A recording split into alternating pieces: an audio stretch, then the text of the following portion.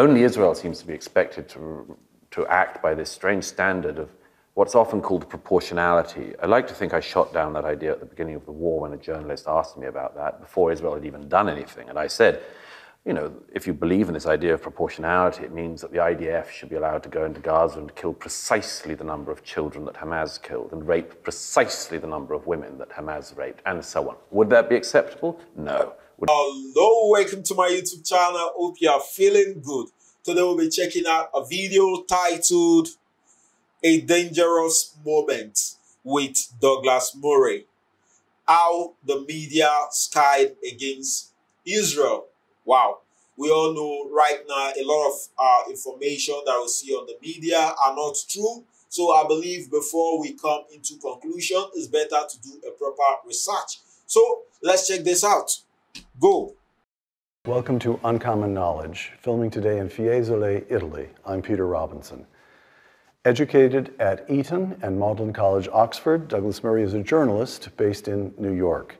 His books include the bestsellers The Strange Death of Europe and The Madness of Crowds. Earlier this year, I should say, he spent a month in Ukraine and 6 months in Israel. Douglas, thank you for joining me. Pleasure to be with you. 6 months in Israel, let's begin there. What surprised you most? I suppose two things stand out.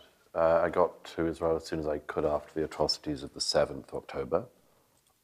Spent the next 6 months there. I suppose one thing about the terrorists and one about the victims.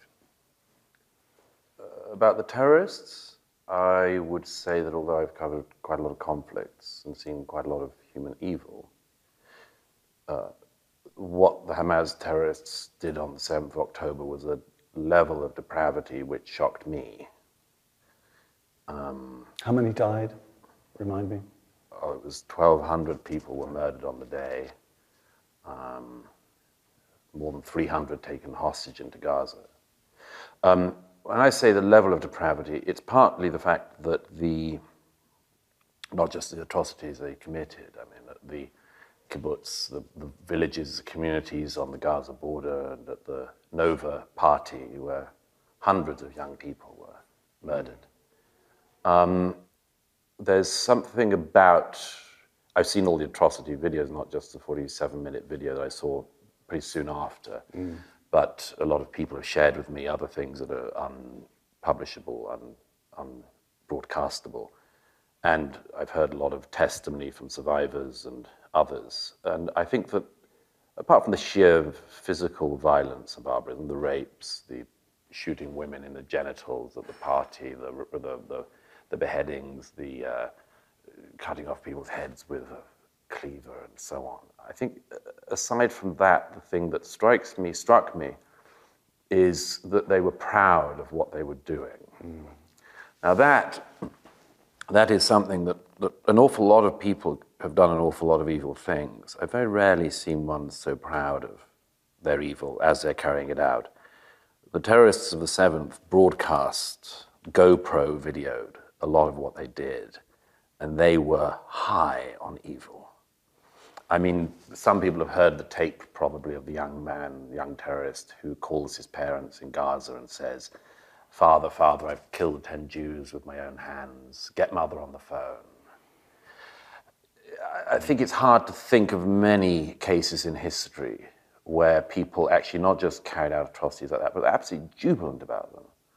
There were 2 boys whose father was killed in front of them in their safe room, and one of the boys lost his ear and the other an eye, and they were staggering around the room. And the terrorist who just killed their father comes in and takes food out of their fridge. And one of the boys says to the terrorist, "That's my mother's food." And the terrorist said, "Where's your mother? I want her too." So a level of evil which is something that has to be thought about and, of course, dealt with. I suppose the second thing I'd say is the remarkable response of the Israeli public. Israel isn't like Britain or America. Its threats are awfully close. maybe always were. But the first responders, the people caught up in it in the day, were not just victims, but a lot of them were extraordinary heroes. I'm thinking of people who dropped everything, drove south, picked up some guns, and fought for the next 48 hours. A friend of mine who left a farewell message to his wife and his 2 children on the way south, because he was sure he wouldn't survive. And he saved a lot of lives. People of all ages, and indeed all backgrounds. The Muslim doctor I've spoken to who was personally held as a human shield by Hamas, personally held as a human shield, and who saved lives. I think of the Druze men I spoke with who were at the parties serving food and who managed, because they could understand the Arabic, they could overhear exactly what was happening. They're remarkable men. And the country is filled, in my view, with remarkable people. So those are the 2 things that stand out most. I've been in Gaza a fair amount and seen the response of the IDF and the attempt to get back the hostages and to capture or kill all the heads of Hamas. And I've watched the world lose sympathy with Israel, but they lost sympathy from about day one. All right. I want to come back to that. You've answered the question about the moral calculus over and over and over again, but I must ask the question because it is a mandatory question. If the Israelis lost 1,200, what is the number at which they really may not pursue the war any further? It feels in the response to Israel, let's put it this way, the international response with the ICC, the International Criminal Court, naming charges against Benny Gantz and the Prime Minister Netanyahu for atrocities. I don't know what the numbers actually are because the press, oddly enough, unreflectively, unchallengingly, seems to be giving us Hamas laundered numbers for the number. But it's thousands of people who've been killed in Gaza who are civilians rather than Hamas. All right, just state it one more time, the moral calculus. Well, the first thing is I refute the idea that war that is started by an enemy like Hamas can only be responded to a certain level of casualties. All right. I refute the idea.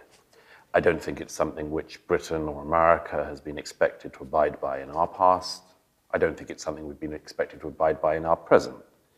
Not many years ago, when we helped to flatten most of Mosul in order to get Islamic State out of Mosul, the French, British, and American forces involved did not worry about the number of casualties, and nobody counted the casualties. Right. We do not know to this day how many people were killed in Mosul and northern Iraq and the borders of Syria to get ISIS. We simply wanted to get them because they'd carried out the Bataclan massacre and much more.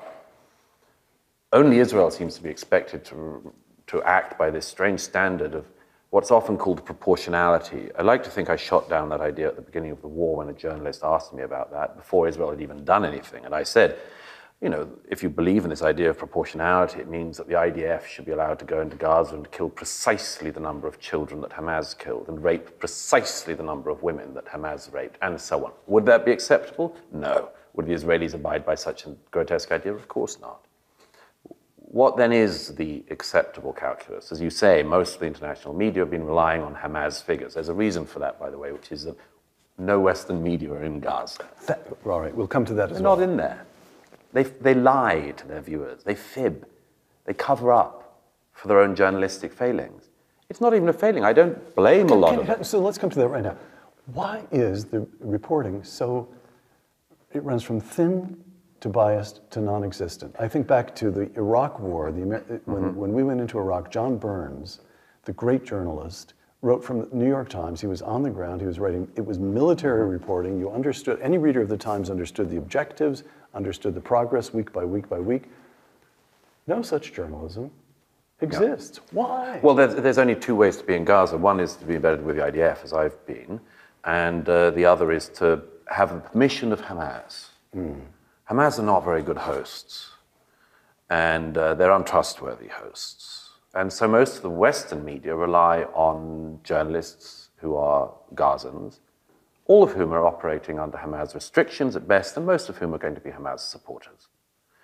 And Hamas, as a result, has got out its figures. It came out with this figure of 30,000 people some months ago, and then they said that this was a number of casualties. They produced no evidence for it, and the world just repeated this figure. That figure, by the way, has been halved. Has it? Yeah. In the last few weeks, more official figures, better figures have come out from a range of sources, which say that the 30,000 figure was never true. But anyway, if you follow the IDF's figures on the number of Hamas terrorists that they've killed inside Gaza and the number of innocent civilians killed, if you take even the Hamas figures, you're dealing with roughly, and this is a horrible calculus, but this is war, you're dealing with roughly 1 terrorist killed to 1 civilian. America in the field in Afghanistan managed something like 1 terrorist to 3 or 4 civilians. Right. We don't really know. In Fallujah, how did we do? Not as well as the Israelis. But so that bears lingering on for a second. But the second thing is that the reporting, as I've seen too many times now, the reporting is so ignorant because people repeat what Hamas has said within seconds. Near the beginning of the conflict, there's a place called the Shifa. It's sometimes called the Shifa Hospital. It should be better known as the Shifa Hamas Command Headquarters. It's a place we know from video footage, CCTV. They took some of the hostages on the 7th, and they didn't take them to the Shifa Hospital to treat them. The Shifa had a rocket land in its car park some months ago. And Hamas immediately announced that it was an Israeli rocket that had hit the hospital and killed 500 people. Note, by the way, that the Israelis took months to work out the exact number of figures from the 7th of October who've been killed in Israel, because it's extremely hard. I've been to the morgues. I've seen the bodies. I've seen the charred remains. It takes a long time to work out who's dead in a burned-out house. Magically, Hamas can do it like that and can come up with a round figure. Oh, but after the world has said that the Israelis fired a rocket at a hospital and killed 500 people, after some time, sure as anything, we discover the rocket was an Islamic Jihad rocket fired from inside Gaza, which landed in the car park of the Shifa compound and may have killed some people, not 500. This is the day in, day out reality of reporting on that conflict. Just before we're sitting here, the Israeli Defense Forces are in Rafah, operating in unbelievably complicated situations, very, very intense fighting, to get the last remaining hostages out and to find Sinwar, the architect of the 7th, who's almost certainly hiding in the tunnels under Rafah. Just before we're sitting here, there's an outrage around the world claiming that the Israelis have been indiscriminately bombing a tent encampment of Palestinians. Now, already, after that lie has gone around the world, we discover what happened was that just yesterday or the day before, Hamas fired rockets from between the tents in one of the civilian areas, and they fired them at Tel Aviv. Now the Israelis located the launch pads, and they fired. And it seems that what happened was that a munition of Hamas arms exploded as a secondary explosion. Now, whose fault is that? All of these deaths are, in my mind, very clearly the fault of Hamas. There is a cost to starting a war. And there is no law of war that I know of that says you're allowed to start a war and massacre civilians in their homes, and then, when you start to lose the war you started, say this is unfair. We would accept this under no other situation, in no other circumstances. But it's the Jews, so it's different. Wow. What an interesting debate. We can all tell based on the fact that Douglas have stated in this video. We can all tell Douglas is really being intellectually honest. We all understand that Douglas is someone that is very articulated, always sincere, and always ready to say the truth. Is not afraid to say the truth. And we all understand that killing of any kind that involve killing of children, that involve killing of civilian is totally unacceptable. And I, for one, I totally condemn what happened in October 7, where Hamas massacred a lot of Israeli and also took some hostages. I totally condemn it as unacceptable. That is an unacceptable act. That is an act of terrorism. And based on the facts Douglas have stated in this video, we all understand that a lot of the information we get on social media, we get on the news station about the number of people that were killed in Gaza, number of people that were killed in Palestine. We all understand that those information are false, because those medias that has given us this information, none of them is located in Gaza. None of them is located in Palestine. The information they are getting is from the people that are in Gaza, are in Palestine, that probably are also in support of Hamas. So it's a lot of information they are getting is from those people. So there's no way those information will be accurate. So you hearing that 10,000 Palestinians lose their life, 10,000, 5,000 Palestine, 2,000 Palestine, 500 people lose their life. Believe me, this information are false. That's why if you listen to one channel giving a figure, you listen to another channel, you discover that the figure they are giving doesn't tally with each other. This really shows that the information the medias are feeding us with is totally false. And we can tell, because of this information the medias are giving, a lot of people around the world tend to blame Israel, and they believe Israel is playing victim. They believe Israel is standing as a Goliath to Hamas, standing as a Goliath to Palestine, standing as a Goliath to the people of Gaza, which we have seen in this video from the facts Douglas have stated. And I have to believe what Douglas is saying, because Douglas actually went there and he stayed there for about 6 months. He witnessed what is going on, and he have an in-hand experience. He have seen what is happening, as compared to the media that doesn't have any information. They have not been to Gaza. They have not been to Palestine. They didn't have an in-depth information. They just give a random figure, and at the end of the day, they tend to give false information, which I believe that is totally unacceptable. And I totally condemn what happened in October 7th, what Hamas did, because I believe when the people of Israel were in charge of the governance of Gaza, were residing in Gaza, I believe they decided to give up they decided to give up Gaza in 2005 in order to sign a two-state solution, in order to cease fire. And after Israel gave up the governance of Gaza, Israel left Gaza in 2005. Hamas was voted into power, and when they came into power, they silenced all the opposition, and they decided to break the two-state solution, the two-state agreement that was had, and they decided to attack Israel. And ever since then, believe me, Hamas have been firing rockets, have been firing missiles into Israel, and you can tell Hamas violated the two-state solution, the two-state agreement that was made in 2005, which is totally unacceptable. And people tend to blame Israel, because they believe that based on the figures the media are giving about the people that lost their life in Palestine and Gaza, based on the false information the media is feeding the public with, people tend to support Hamas, because they believe that a lot of people are losing their life in Palestine. So they believe Israel is killing civilians, Israel is killing the children, which I believe that is totally unacceptable. That is totally false based on the information, the fact Douglas is stating in this video. That is totally false, because we understand. I for one, I also feel pain for those that have lost their life in Palestine, for those that have lost their life in Gaza, for those that have also lost their life in Israel. But we also have to understand the reality of it all is that in war, people lose their life. In war, people die. So we also have to understand the fact that people die in war. And we also have to understand that the genesis of this problem is Hamas.